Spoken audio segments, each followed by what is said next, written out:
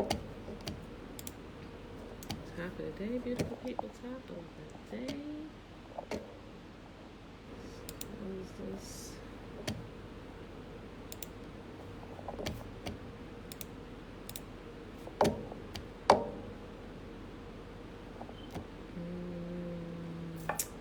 Right. Oh, shoot.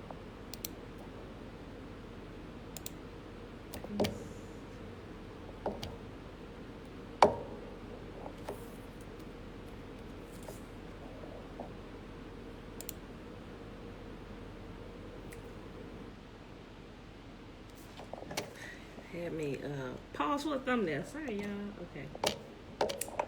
All right.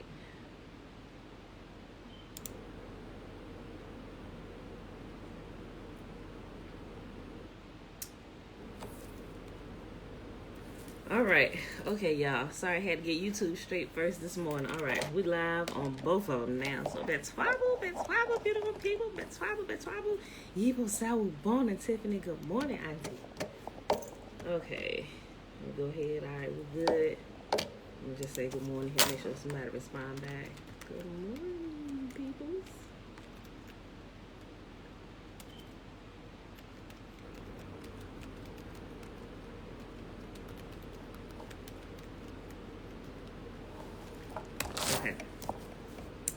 Okay, Trina, hey girl, hey, switching over once you get it going. Okay, I think it's up, Tiffany. Okay, one person is in. Okay, so we live. I messed it up this morning. Good morning, beautiful people. Happy Monday, happy Monday.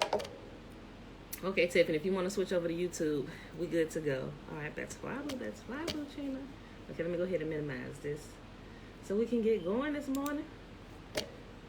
Everybody enjoy their weekend. Slide that right there. Boom, boom, boom.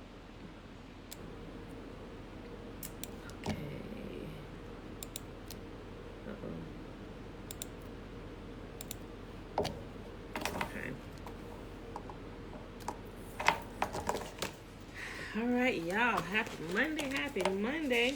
It is November 23rd, 2020. Day 5 of year 3 of reading through the books of the law and the prophets, also known as the Old Testament, and of the 3-year consecutive day count, day 673. 673. All right, y'all. Today we are reading Genesis 13, 14, and 15. And we're going to read Jasher 3 and 4. And I'm going back to 3 and 4 because I didn't do this last time, and I posted a couple things by Enoch, and something Sawubona again, something that I wanted to point out. If you guys, okay, so y'all hear me talk about Enoch and everything, but as I was up the last couple of days and early this morning reading, going back to the beginning of Jasher, there's a portion, like if you read in the book of Enoch, you will read some of it, but some of it is not in there included in Enoch. It's actually in these 2 chapters of Jasher. So I thought it would be real good that we just backtrack to this real quick, because we talked about Enoch chapter 15 and what happened in Enoch chapter 15 and how the evil spirits were created on earth. It explains all of that. So just give you a little bit more detail about what Enoch did before we continue to move on. Yeah, so we're gonna do that, and it's really, really good, y'all. It really is. So let's get started. Genesis chapter 13. I'll make sure I'm in the right version here. Okay. Let's over.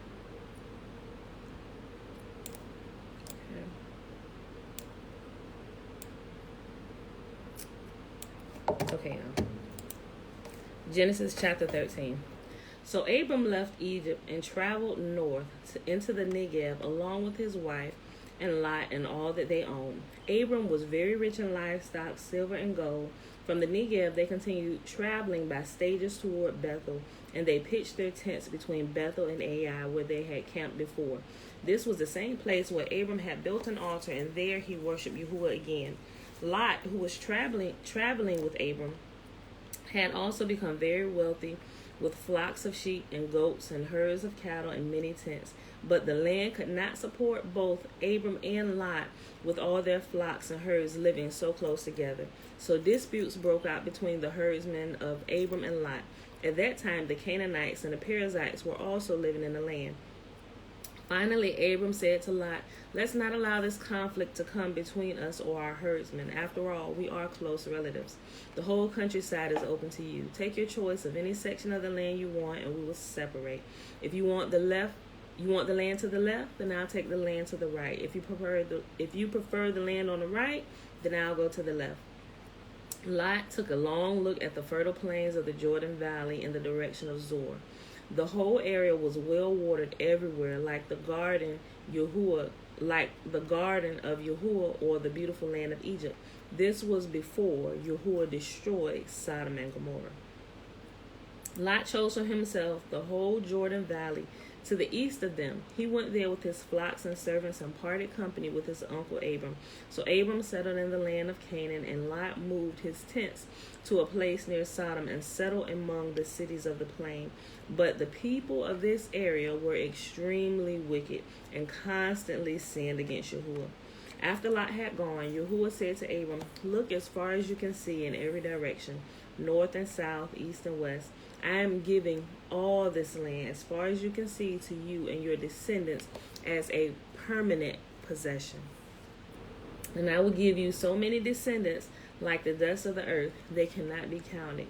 So go, walk through the land in every direction, for I am giving it to you." So Abram moved his camp to Hebron and settled near the oak grove belonging to Mamre. There he built another altar to Yahuwah. Genesis chapter 14.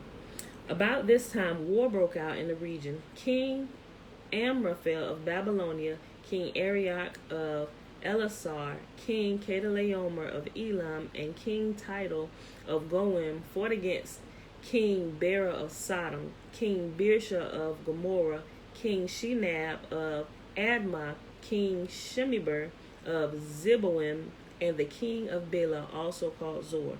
This second group of kings joined forces in Siddim Valley, that is, the valley of the Dead Sea. For 12 years they had been subject to King Kedorlaomer, but in the 13th year they rebelled against him. 1 year later, Kedorlaomer and his allies arrived and defeated the Rephites at Ashtaroth Karnaim, the Zuzites at Ham, the Emites at Shaveh Kirathaim, and the Horites at Mount Seir, as far as El Paran at the edge of the wilderness. Then they turned back and came to En Mishpat, now called Kadesh, and conquered all the territory of the Amalekites and also the Amorites living in Hazazon Tamar. Then the rebel kings of Sodom, Gomorrah, Admah, Zeboim, and Bela, also called Zor, prepared for battle in the valley of the Dead Sea. They fought against King Kedorlaomer of Elam, King Tidal of Goim, King Amraphel of Babylonia, and King Arioch of Elasar, 4 kings against 5. As it happened, the valley of the Dead Sea was filled with tar pits, and as the army of the kings of Sodom and Gomorrah fled, some fell into the tar pits, while the rest escaped into the mountains. The victorious invaders then plundered Sodom and Gomorrah and headed for home, taking with them all the spoils of war and the food supplies. They also captured Lot, Abram's nephew, who lived in Sodom, and carried off everything he owned. But one of Lot's men escaped and reported everything to Abram, the Hebrew, who was living near the oak grove belonging to Mamre, the Amorite. Mamre and his relatives, Eshcol and Aner, were Abram's allies. When Abram heard that his nephew Lot had been captured, he mobilized the 318 men who had been born into his household. Then he pursued Kedorlaomer's army until he caught up with them at Dan. There he divided his men and attacked during the night. Kedorlaomer's army fled, but Abram chased them as far as Hobah, north of Damascus. Now, let me just interject something here if you guys did not know. Remember how I was telling you there's a whole bunch that was not included here in the canonized 66th book of the Bible about what Abram did. Abraham ruled over armies. This boy was bad. So if you have not read all the details about Abram growing up and all the feats he accomplished, I really, really suggest that you go in there and read it so you can get a better understanding of the cliff notes that we find about him in Genesis. Some of the stuff will make way more sense. And as you continue to read along, you'll remember some of the things and you'll begin connecting pieces as we go through Exodus and Numbers and Leviticus and Deuteronomy. So I'm going to just keep reiterating that to y'all. Y'all should go read it because we just don't have enough time to read through all that stuff. Although I'm picking and pulling out some pieces to kind of help bring some stuff together for you on your own time. Go listen to it or lay eyes on it and read it yourself, okay? Abram had a huge army, and them boys was fighting. They were bad, I'm telling you. Whew, you got to read some of it. Okay. Then he pursued Kedorlaomer's army until he caught up with them at Dan. There he divided his men and attacked during the night. Kedorlaomer's army fled, but Abram chased them as far as Hobah, north of Damascus. Abram recovered all the goods that had been taken, and he brought back his nephew Lot with his possessions and all the women and other captives. After Abram returned from his victory over Kedorlaomer and his allies, the king of Sodom went out to meet him in the valley of Sheva, that is, the king's valley. And Melchizedek, I don't know why I can't pronounce that this morning. Melchizedek, and Melchizedek, the king of Salem, and the priest of the Most High, brought Abram some bread and wine. Melchizedek blessed Abram with this blessing. Blessed be Abram by Yahuwah Most High, creator of heaven and earth. And blessed be Yahuwah Most High, who has defeated your enemies for you. Then Abram gave Melchizedek a tenth of all the goods he had recovered. Now, let me also bring out another point. If you guys don't know who this Melchizedek is, it is Shem. It is Abraham's great grandson. That was his blood who was king. Remember, not king. Like the high priest. Melchizedek is like the high priest. Melchizedek is a title, not a name. The name of this Melchizedek is Shem, the very Shem who was born to Noah. And if you read Jasher and Jubilees, you will see, and they call him by name. Okay, I brought that out because I've been under a few teachings that does not label this man as Shem. They label him as somebody else, and that is not true. You got to read the story. Then Abram gave Melchizedek a tenth of all the goods he had recovered. The king of Sodom said to Abram, "Give back my people who were captured, but you may keep for yourself all the goods you have recovered." And Abram replied to the king of Sodom, "I solemnly swear to Yahuwah, God Most High, creator of heaven and earth, that I would not take so much as a single thread or a sandal thong from what belongs to you. Otherwise, you might say, I am the one who made Abram rich. I will accept only what my young warriors have already eaten, and I request that you give a fair share of the goods to my allies, Aner, Eshcol, and Mamre." All right, last chapter of Genesis for today. Then we're going to hop right over to Jasher 3 and 4, y'all. Sometime later, Yahuwah spoke to Abram in a vision and said to him, "Do not be afraid, Abram, for I will protect you, and your reward will be great." But Abram replied, "O sovereign Lord, what good are all your blessings when I don't even have a son? Since you have given me no children, Eliezer of Damascus, a servant in my household, will inherit all my wealth. You have given me no descendants of my own, so one of my servants will be my heir."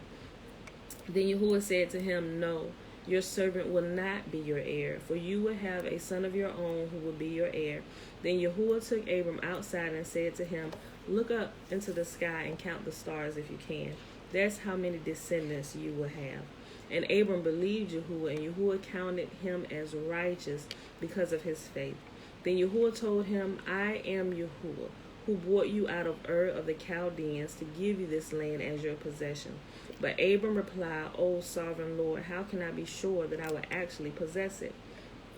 Yahuwah told him, bring me a 3-year-old heifer and a 3-year-old female goat, a 3-year-old ram, a turtle dove, and a young pigeon. So Abram presented all these to him and killed them. Then he cut each animal down the middle and laid the halves side by side. He did not, however, cut the birds in half. Some vultures swooped down to eat the carcasses, but Abram chased them away. As the sun was going down, Abram fell into a deep sleep, and a terrifying darkness came over him. Then Yahuwah said to Abram, you can be sure that your descendants will be strangers in a foreign land, where they will be oppressed as slaves for 400 years. But I will punish the nation that enslaves them, and in the end they will come away with great wealth. As for you, you will die in peace and be buried at a ripe old age. After 4 generations, your descendants will return here to this land, for the sins of the Amorites do not yet warrant their destruction. Yahuwah took him outside. Okay, so remember I was telling y'all about the apocalypse of Abraham? I truly believe that when this darkness fell upon Abraham, he went into the deep sleep. I mean, love you. That's when he had this vision. Don't quote me on that, but I'm almost certain, based on all the information that I hold right now, when he fell asleep at this time, I believe this is when he had this vision or this dream, right? Okay, so I'll post that again here in the comments if you haven't read it or listened to it. It's the apocalypse of Abraham, and he goes into detail telling him about all the things that's going to happen during this time, and how his descendants will be captured, and how they will be treated, and the different types of deaths, and how the earth will begin rocking and reeling at all the injustice that's happening as the sons of Yah, their blood is being spilled upon the earth. Shalom, shalom. All right, y'all. After the sun went down and darkness fell, Abram saw a smoking fire pot and a flaming torch pass between the halves of the carcasses. So Yahuwah made a covenant with Abram and said, I have given this land to your descendants, all the way from the border of Egypt to the great Euphrates River, the land now occupied by the Canaanites, the Kenites, Kenizzites, Cadmonites, Hittites, Perizzites, Rephites, Amorites, Canaanites, Girgashites, and the Jebusites. Remember, Saturday when we read in what we read? Jasher? No, we read Jubilees. No, it was Friday when we read Jubilees 8. Remember how we found out that the land that Ham's descendants, Canaan, that they had occupied, that it was not originally their land. It was originally Shem's from the beginning. All of his descendants forever, and they was taken up there. So when Yahuwah was taking Abram back to the promised land, the land that he was given, he said the land is now occupied by these people. But from the beginning, it always belonged to him and his descendants. They just decided they wanted to go there because it was the best land, and they said, we ain't moving. So Yahuwah said, I'm going to root them out bit by bit. All right, y'all. Bella, stop. She can't even hear me. She got her headphones on. Stop. Okay, y'all. So let's go ahead and hop over to Jasher 3 and 4. Okay, so remember I said when we read Jasher 3 and 4, we're going to backtrack just a little bit. And we're going to read something about Enoch, because it's going to help us understand some of the other stuff that I'm going to pull out in the coming days. Stop. Okay, so Jasher 3 and 4, y'all. And the rest of the story you can find in Enoch, but this particular portion was put in here. You know, Jasher comes after Enoch, but, you know, anywho. All right, Jasher chapter 3. All right, y'all. And Enoch lived 65 years, and he begat Methuselah. And Enoch walked with Yahuwah after having begat Methuselah, and he served Yahuwah and despised the evil ways of men. And the soul of Enoch was wrapped up in the instruction of Yahuwah, in knowledge and in understanding. And he wisely retired from the sons of men, and secreted himself from them for many days. And it was at the expiration of many years, while he was serving Yahuwah and praying before him in his house, that an angel of Yahuwah called to him from heaven, and he said, Here am I. And he said, Rise, go forth from your house, and from the place where you do hide yourself, and appear to the sons of men, in order that you may teach them the way in which they should go, and the work which they must accomplish, to enter into the ways of Yahuwah. And Enoch rose up according to the word of Yahuwah, and went forth from his house, from his place, from the chamber in which he was concealed. And he went to the sons of men, and taught them the ways of Yahuwah. And at that time assembled the sons of men, and acquainted them with the instruction of Yahuwah. You need help opening that? Bella, you need help opening that? Let me help you. Okay. I'm sorry, y'all. Should keep rattling the bag. There you go. All right. I'm sorry. Greetings. That's Fabu. Okay, y'all. And he ordered it to be proclaimed in all places where the sons of men dwelt, saying, Where is the man who wishes to know the ways of Yahuwah and good works? Let him come to Enoch. And all the sons of men then assembled to him, for all who desired this thing went to Enoch. And Enoch reigned over the sons of men according to the word of Yahuwah. And they came and bowed to him, and they heard his word. And the spirit of Yahuwah was upon Enoch, and he taught all his ways. And he taught all his men the wisdom of Yahuwah and his ways. And the sons of men served Yahuwah all the days of Enoch, and they came to hear his wisdom. And all the kings of the sons of men, both first and last, together with their princes and judges, came to Enoch when they heard of his wisdom, and they bowed down to him. And they also required of Enoch to reign over them, to which he consented. And they assembled in all 130 kings and princes, and they made Enoch king over them, and they were all under his power and command. And Enoch taught them wisdom, knowledge, and the ways of Yahuwah. And he made peace among them, and peace was throughout the earth during the life of Enoch. Now, we would never get any of this if we don't read outside of what the early church fathers canonized and gave to the masses. All the letters were written for all the people, for all generations, but for some reason they felt like they was the boss of everybody, and we're going to give y'all what we want y'all to read, and we're going to tell y'all about everything else. I'm so glad this stuff has been revealed to us, so we get the full story, so we know what's really going on here, people, and we can live quiet and peaceable lives and walk in the wisdom of Yah. We can walk as Enoch walked. Oh my gosh. Okay.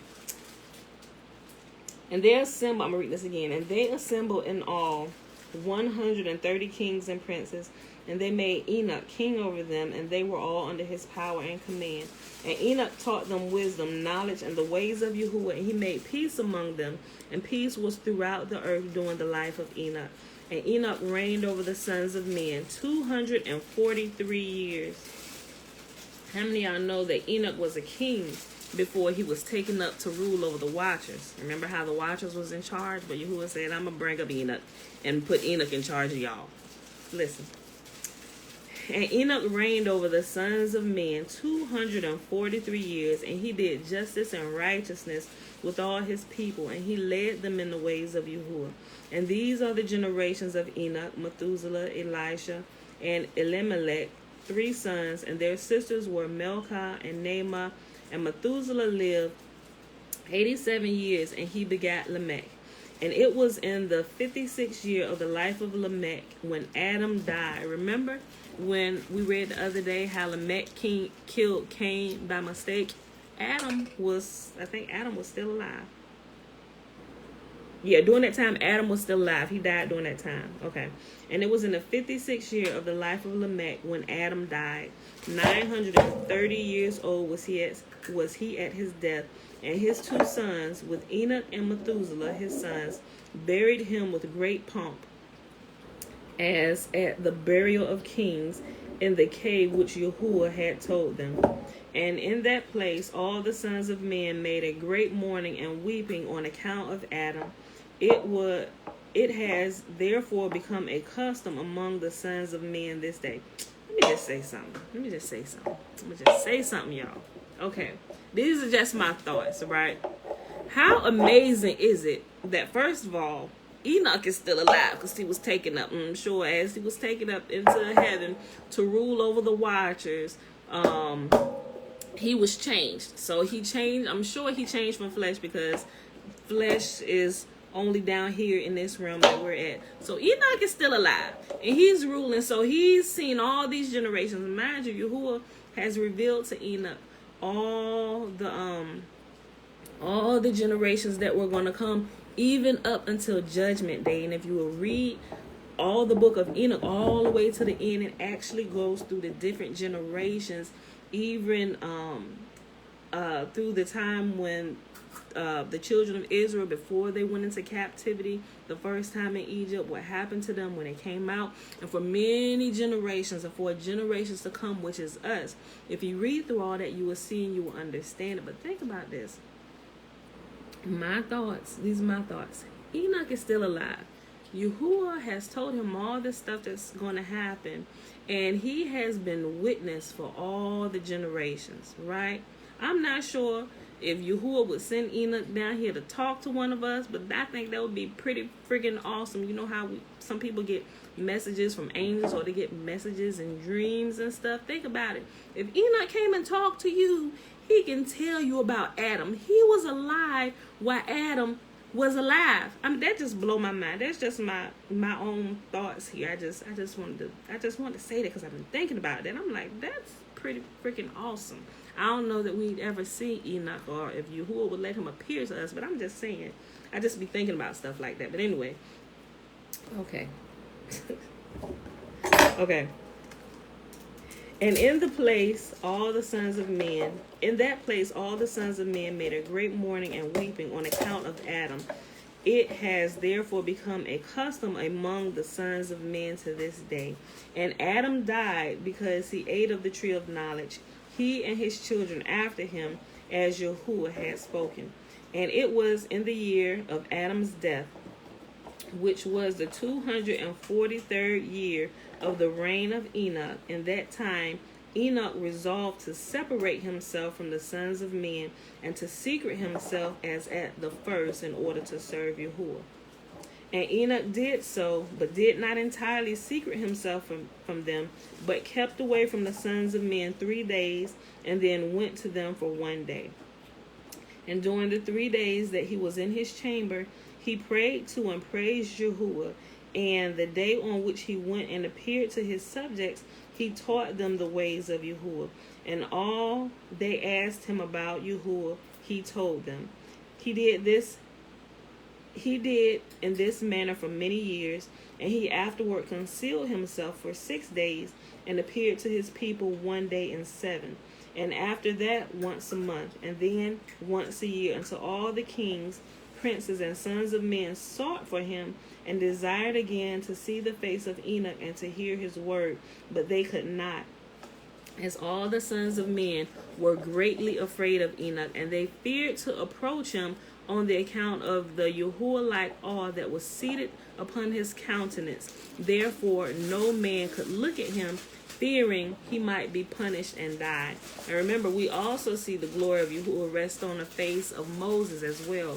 By being constantly in his presence, your countenance begins to take on this light, and people are, ooh, and people, the flesh can see this light. May we all get to that point where Yahuwah's glory rests upon us and in us.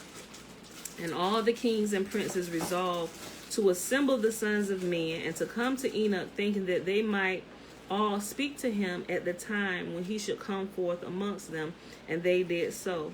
And the day came when Enoch went forth, and they all assembled and came to him. And Enoch spoke to them the words of Yahuwah, and he taught them wisdom and knowledge. And they bowed down before him, and they said, "May the king live, may the king live." Remember, Enoch is still king. And in some time after, when the kings and princes and the sons of men were speaking to Enoch, and Enoch was teaching them the ways of Yahuwah, behold, an angel of Yahuwah then called unto Enoch from heaven, and wished to bring him up to heaven to make him reign there over the sons of Yahuwah, as he had reigned over the sons of men upon the earth. Remember, the sons of Yahuwah, or the angels, as he had reigned over the sons of men upon the earth, over flesh.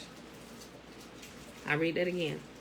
And in some time after, when the kings and princes and the sons of men were speaking to Enoch, and Enoch was teaching them the ways of Yahuwah, behold, an angel of Yahuwah then called unto Enoch from heaven, and wished to bring him up to heaven to make him reign there over the sons of Yahuwah, as he had reigned over the sons of men upon the earth.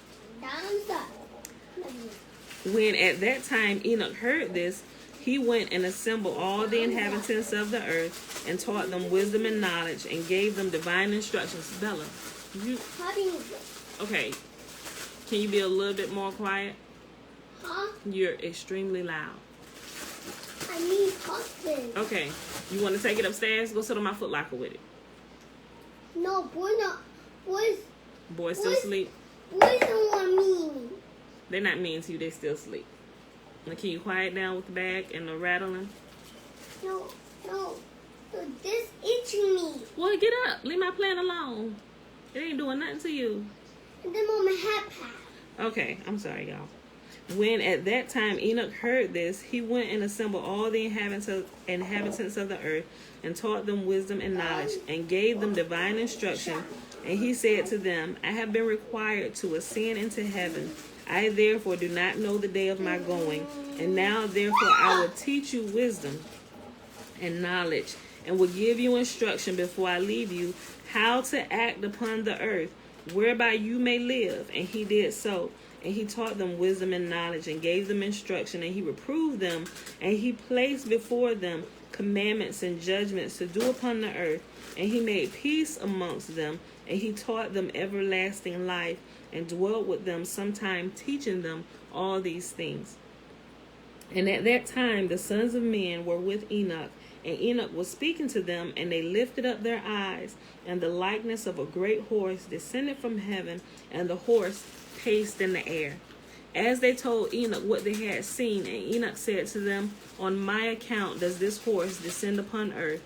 The time is come when I must go from you, and I shall no more be seen by you. And the horse descended at that time, and stood before Enoch, and all the sons of men that were with Enoch saw him. And Enoch then again ordered a voice to be proclaimed, saying, where is the man who delights to know the ways of Yahuwah? Let him come this day to Enoch before he is taken from us. And all the sons of men assembled and came to Enoch that day. And all the kings of the earth with their princes and counselors remained with him that day. And Enoch then taught the sons of men wisdom and knowledge, and gave them divine instruction. And he bade them to serve Yahuwah and walk in his ways all the days of their lives. And he continued to make peace amongst them. And it was after this that he rose up and rode upon the horse, and he went forth, and all the sons of men went after him, about 800,000 men, and they went with him one day's journey. And the second day he said to them, return home to your tents. Why will you go? Perhaps you may die. Some of them went from him, and those that remained went with him 6 days' journey. And Enoch said to them every day, return to your tents, lest you may die. But they were not willing to return, and they went with him. And on the 6th day, some of the men remained and clung to him. And they said to him, we will go with you to the place where you go. As Yahuwah lives, death only shall separate us. And they urged so much to go with him, and he ceased speaking to them. And they went after him and would not return. And when the kings returned, they caused a census to be taken in order to know the number of remaining men that went with Enoch. And it was upon the 7th day that Enoch ascended into a whirlwind with horses and chariots of fire. And on the 8th day, all the kings that had been with Enoch sent to bring back the number of men that were with Enoch in that place from which he ascended into heaven. And all those kings went to the place where they found the earth there filled with snow. And upon the snow were large stones of snow. And one said to the other, come, Let us break through the snow and see. Perhaps the men that remained with Enoch are dead and are now under the stones of snow. And they searched but could not find him, for he had ascended into heaven. All right, y'all, last chapter for the day. The last bit about Enoch that we'll find in Jasher. Jasher chapter 4. And all the days that Enoch lived upon the earth were 365 years. And when Enoch had ascended into heaven, all the kings of the earth rose and took Methuselah his son and anointed him, and they caused him to reign over them in the place of his father. And Methuselah acted uprightly in the sight of Yahuwah, and as his father Enoch had taught him. And he likewise, during the whole of his life, taught the sons of men wisdom, knowledge, and the fear of Yahuwah. And he did not turn from the good way, either to the right or to the left. But in the latter days of Methuselah, the sons of men turned from Yahuwah. They corrupted the earth. They robbed and plundered each other, and they rebelled against Yahuwah, and they transgressed, and they corrupted their ways, and would not hearken to the voice of Methuselah, but rebelled against him. Now, think about this, y'all. Remember when we were reading in the earlier chapters before the flood came? If we did not go back and get this, remember how Yahuwah, when Noah came on the scene, Yahuwah said, my spirit shall not always strive with men. I'm giving y'all 120 years to get it together. I mean, y'all got 120 years to repent and pull this together. Because mind you, Enoch had just recently left them not too long before then. So all these people who were probably still alive probably knew of Enoch and how he taught the sons of men how to live righteous upon earth, that they may stay in the earth. Methuselah was alive. Methuselah was still alive when Noah was alive. Noah knew Enoch. Noah knew Methuselah, and they were teaching the men the same thing, the teachings that Enoch had got directly from heaven. Boy, people, they just don't care. And it's like the words of Yah, they just take it and cast it over their shoulders and continue doing what they're going to do. So they had all this wisdom, all this insight, these miraculous things that some of them have seen with their own eyes, passing it down, and they still acted a fool. And you know what? There's a deluge coming. All right. But in the latter days of Methuselah, the sons of men turned from Yahuwah. They corrupted the earth, and they robbed and plundered each other, and they rebelled against Yahuwah, and they transgressed, and they corrupted their ways, and would not hearken to the voice of Methuselah, but rebelled against him. And Yahuwah was exceedingly wroth against them, and Yahuwah continued to destroy the seed in those days, so that there was neither sowing nor reaping in the earth. For when they sowed the ground in order that they might obtain food for their support, behold, thorns and thistles were produced, which they did not sow. And still the sons of men did not turn from their evil ways, and their hands were still extended to do evil in the sight of Yahuwah, and they provoked Yahuwah with their evil ways, and Yahuwah was very wroth and repented that he had made man. Remember when we was reading in Jubilees, how there was mastema set over for people who didn't do what was right.